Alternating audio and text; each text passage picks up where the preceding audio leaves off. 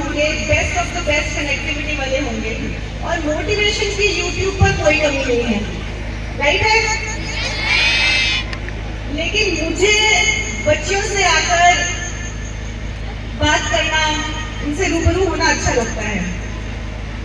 इसीलिए जब नीलम जी ने फोन किया कि हमारे यहाँ पे फ्रेशर्स का प्रोग्राम है, तो मैं ना नहीं कह पाई। I had to come and I had to interact with all of you.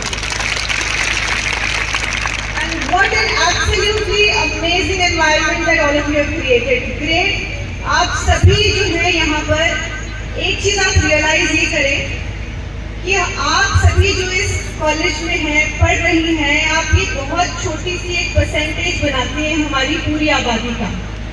बहुत खुशनसीब हैं आप लोग, and you should always be thankful to God and you should always be thankful to your parents.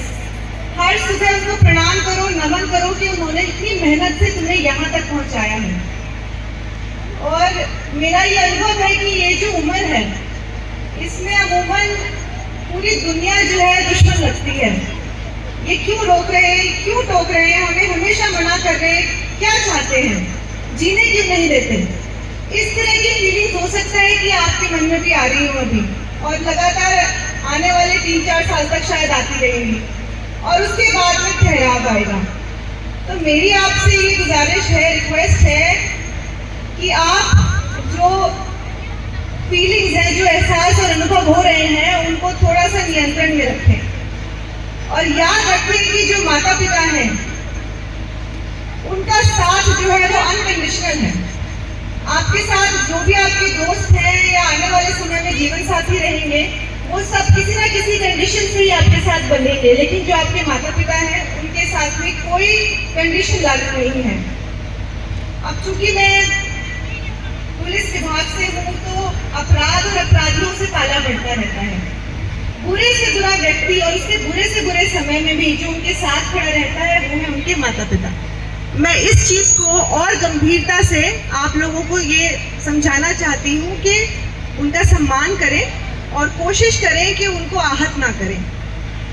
अभी इस उम्र में एक और चीज हो सकता है कि आप किसी ना किसी के प्रभाव में आ जाएं, पर हमेशा ध्यान रखें कि आपकी सुरक्षा पहली जिम्मेदारी आपकी खुद की है। आप सब समझदार हैं, आप पढ़ रही हैं, और आने वाले जो हमारे देश की प्रगति और विकास के आप द्योतक हैं, आप सभी। तो आपकी जिम्मेदारी है कि आप बड़े ही तरीके से, बड़ी ही सोच समझ से जो है, बाकी जितने भी आपके जितने अनुभव हो रहे हैं बाकी समाज से, तो उनके बारे में आप थोड़ा ध्यान रखें। अमूमन जो अधिकारी बन जाते हैं, उनसे ये सुनने में आता है कि हम बड़े ही ऑर्डिनरी और साधारण से बैकग्राउंड से हैं, पर मैं एक्चुअल में बहुत ही साधारण से बैकग्राउंड से हूँ। और जो आपने ये निजी टिप्पणी की, आपको तो ज्ञात भी होगा कि पूरे बड़े से बड़े परिवार में दूर दूर तक कोई भी अधिकारी नहीं था, और मुझे भी पता नहीं था कि मुझे किस दिशा में आगे बढ़ना है, पर ये था कि कुछ अलग करना है, और कुछ जो जिससे वैल्यू क्रिएट हो, जिससे कि मैं कुछ योगदान दे पाऊँ और जिसका इम्पोर्टेंस हो समाज में, वो काम करना है। इतनी सी समझ थी बस।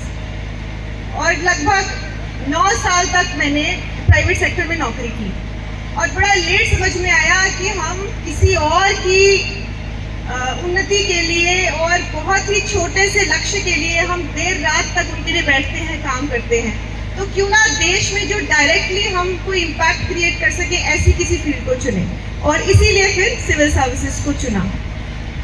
अब यहाँ नीलम जी ने भी ये जिक्र किया था कि अमूमन जो है परिवार से सपोर्ट नहीं मिलता है बच्चियों को, पर मैं उस आई थिंक बहुत ही जो कम रेशियो है, उस रेशियो से बिलोंग करती हूँ जिसमें कि परिवार का पूरा सपोर्ट मिला है। और स्पेशली मेरे 2 बड़े भाई हैं, मेरे पिताजी और अब मेरे हस्बैंड।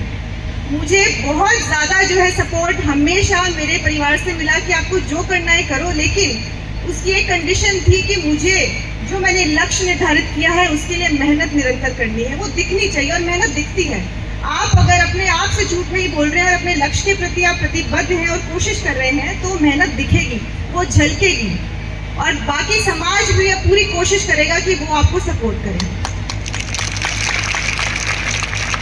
तो कुछ ऐसा ही मेरे साथ हुआ। काफ़ी समय बीत गया था प्राइवेट सेक्टर में, और अचानक से लगा कि ये तो नहीं करना है, कुछ बड़ा करना है। वो बड़ा क्या था उसके बारे में खोजबीन शुरू हुई और फिर पता लगा कि सिविल सर्विसेज का एग्ज़ाम होता है। बहुत ऐसा लगा कि ये तो जो बचपन से ही होनहार बच्चे होते हैं केवल वही पास कर पाते होंगे। और मैं एक एवरेज स्टूडेंट थी, कभी भी पढ़ाई की तरफ बहुत ज़्यादा रुझान नहीं रहा। एक्स्ट्रा करिकुलर में मैंने कोई एक्टिविटी नहीं छोड़ी, आप उसको अगर you name it and I done it. मैंने स्पोर्ट्स भी किया है, मैंने डांस, सिंगिंग, कल्चरल सब कुछ किया है, लेकिन पढ़ाई एक लिमिट पे आके रुक जाती थी। और उसी के कारण जब डिसीजन हुआ कि सिविल सर्विसेज का एग्ज़ाम देना है तो डाउट भी था कि मैं तो नहीं कर पाऊंगी, मैंने तो कभी इतनी पढ़ाई की ही नहीं और उसमें तो बहुत पढ़ना पड़ता है। और काफ़ी सारे लोगों से मिले भी, उन्होंने कहा पढ़ाई तो खूब करनी पड़ेगी और कमर कस के पढ़ाई करनी पड़ेगी। तो ठान लिया कि चलो जीवन भर में जो मेहनत नहीं की वो शायद एक बार तो करनी पड़ेगी और इस बार कर लेते हैं। काफ़ी समय बाद जो है सफलता हाथ लगी, क्योंकि खुद को ट्रेन करना पड़ा कि कैसे आपको एक साथ बैठ के घंटों तक पढ़ाई करनी है, कमरे में बंद होकर किताबों के ढेर के नीचे दब जाना है और उन किताबों को एकदम आत्मसात कर लेना है और फिर जाके एग्ज़ाम देना है। Eventually with a lot of blessings and प्रभु की असीम कृपा हुई कि एग्ज़ाम क्लियर हो गया, पर वो केवल शुरुआत थी। एक और नया पड़ाव था, कुछ और नया करना था और आगे बढ़ना था। और फिर मिला ये वर्दी पहनने का मौका।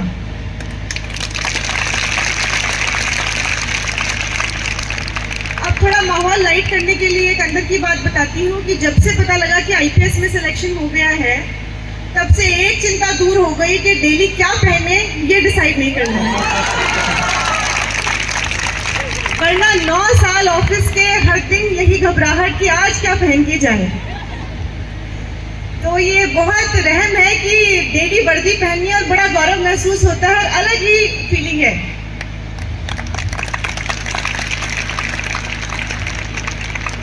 अब एक, क्योंकि आप बड़े ध्यान से सुन रहे हैं, मैं बहुत, मुझे खुशी हो रही है, आप लोग बड़े ऐसे नॉड कर रहे हैं बार बारी। तो एक और चीज़ जो चेतावनी की बात है, हमारे डिप्टी साहब ने ज़रा टच करके छोड़ दिया, मैं उसके बारे में एक बारी थोड़ा गहराई से बात करना चाहूँगी। आपका जो मोबाइल फ़ोन है वो एक संसाधन है, पर वो एक बहुत बड़ा हथियार भी है। मानते हो इस बात को? बहुत सारे ऐसे हो सकते हैं एक्सपीरियंसेस जहाँ पे कुछ लोग आए और आपसे संपर्क साधने की कोशिश करें। ध्यान रखना, किसी भी अरे गहरे नत्थु खैरे से बात नहीं करनी है।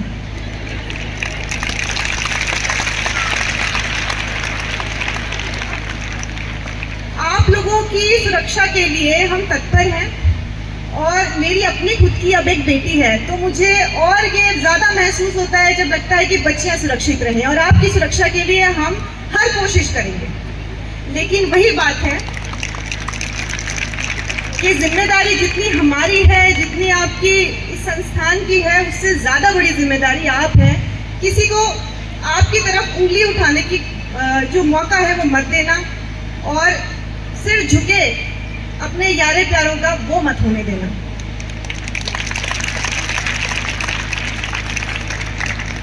साइबर के बारे में अगर बात करें तो कोशिश करें कि ऑनलाइन कुछ ऐसी चीज़ें पोस्ट ना हो जाएं जो कि बाद में खेद का कारण बने।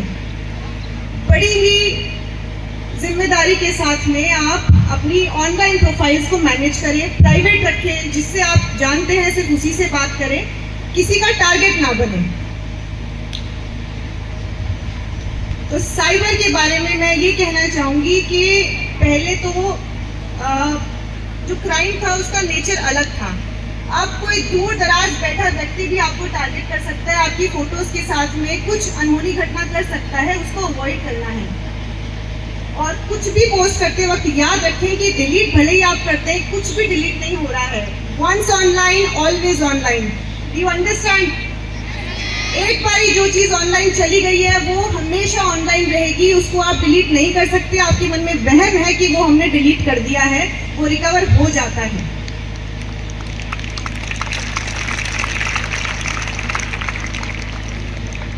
एक और बात, अब आप सब यंग हैं, फुल ऑफ एनर्जी हैं, अपने लाइफस्टाइल के बारे में थोड़ा ध्यान दें।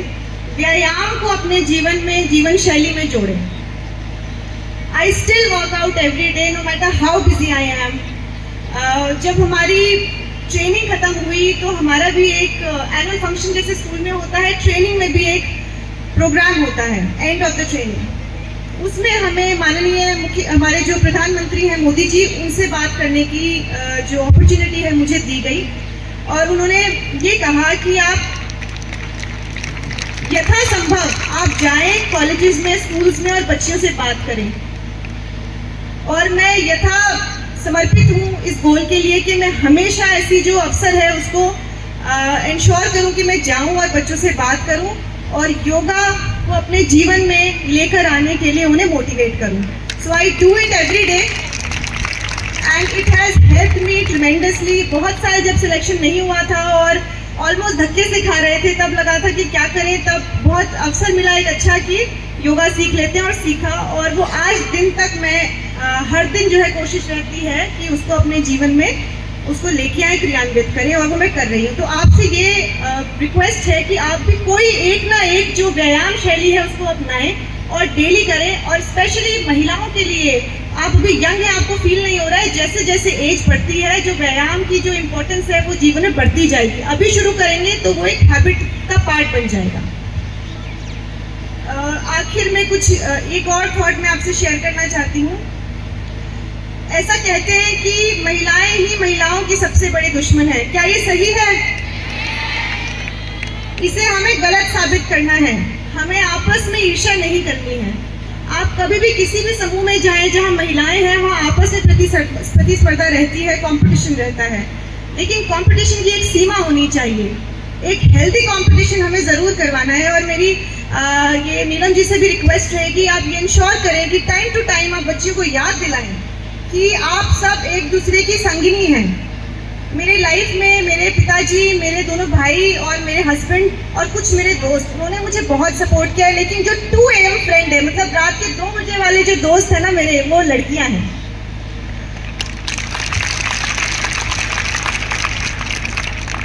अब महिलाएं हैं तो हार्मोन्स ऊपर नीचे होते ही होते हैं, तो रोना भी आता है, थप्पड़ मारने का भी मन करता है खुद को या किसी और को। तो थप्पड़ नहीं मारना है, बात करनी है। तो अपनी एक ग्रुप बनाइए, 4-5 का ऐसा ग्रुप होना चाहिए। ये अच्छा अवसर है, यहाँ पर ये प्लेटफॉर्म है जहाँ आपको बढ़िया से बढ़िया ग्रुप बनाने की एक अपॉर्चुनिटी मिली है। तो अपने दोस्तों का एक सर्कल बनाइए जो आपकी खुशी में आपके साथ है और आपके दुख में आपके साथ खड़े हैं। और ये लाइफ लॉन्ग की जो है फ्रेंडशिप वो रहती है। मेरे अभी भी दोस्त हैं जो मेरे स्कूल टाइम फ्रेंड्स थे, मैं अभी भी उन्हें 2 बजे अगर फ़ोन करूँ वो अवेलेबल हैं और हम अपने दुख सुख साझा करते हैं और मज़ा आता है।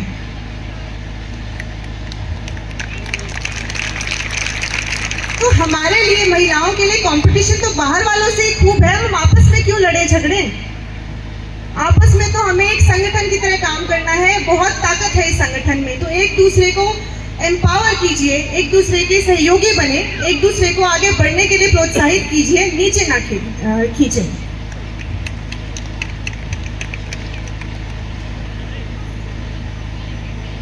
लास्ट में बट नॉट द लीस्ट, कुछ पढ़ें। हर दिन कुछ पढ़ें, 10 मिनट पढ़ें। ये न्यूज़पेपर भी हो सकता है, कोई मैगजीन भी हो सकती है, या कोई बुक हो सकती है, कोई ऑटोबायोग्राफी हो सकती है, कोई भी किताब, लेकिन पढ़ने की हैबिट डालें। 10 मिनट ही पढ़ें, पर पढ़ें ज़रूर। इससे आपको पता नहीं लगेगा डायरेक्टली कि क्या इफेक्ट आ रहा है, पर लॉन्ग टर्म में जो ये आपका असर होगा आपके दिमाग पे, आप खुद यकीन नहीं करेंगे। और इस मंच से मैं आखिर में नए साल के लिए आप सबको ढेर सारी बधाई देती हूँ और आशा करती हूँ कि नया साल में आप खुश रहें, खुशहाल रहें, स्वस्थ रहें और अच्छा बॉन्ड इस्टेब्लिश करें, अच्छे दोस्त ढूंढें और तरक्की करें, अच्छे से पढ़ाई करें। और अभी भी आप करें और आगे भी हम सभी को ऐसे ही गौरवान्वित करते रहें। पुनः मुझे यहाँ आमंत्रित करने के लिए बहुत बहुत धन्यवाद। मुझे बहुत मज़ा आया।